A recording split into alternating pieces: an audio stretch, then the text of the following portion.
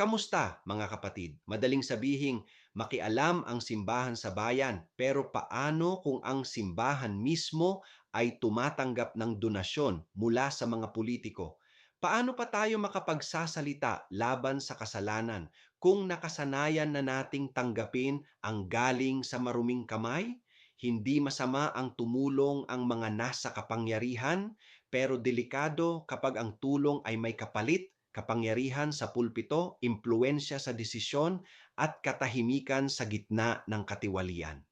Ang tunay na simbahan ay hindi nabibili ng pondo, hindi rin natatakot mawalan ng biyaya. Dahil ang pinagmumulan ng biyaya ay hindi ang politiko, kundi ang Diyos na nasa panig ng mga inaapi.